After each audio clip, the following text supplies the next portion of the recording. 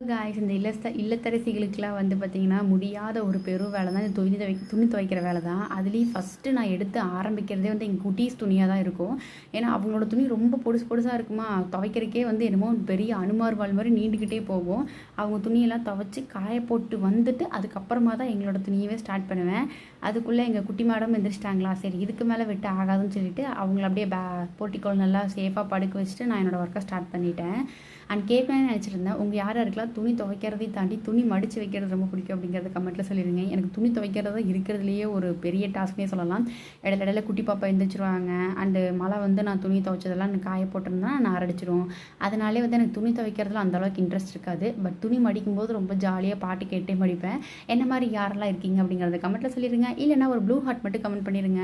So துணியெல்லாம் துவைச்சி எல்லாத்தையும் காய போட்டதுக்கப்புறமா தான் ஒரு பெரிய சாட்டிஸ்ஃபேக்ஷனே இருந்தது. அது கூட வந்து பார்த்திங்கன்னா அப்படியே பசியும் எடுத்துருச்சா, சரின்னு சொல்லிட்டு ஒரு கம்ஃபர்ட் ஃபுட்டாக வந்து ஒயிட் ரைஸ், சுரக்காய் குழம்பு, அவரைக்காய் பொரியல் எல்லாம் வச்சு சாப்பிட்டு திருப்பி ரிப்பீட்டு ஈவினிங் எப்பயும் போல் வந்து துணியெல்லாம் மடித்து வச்சாச்சு. இது ஒரு குட்டி விளாக் தான். நாளைக்கு விளாகில் பார்க்கலாம். பாய்.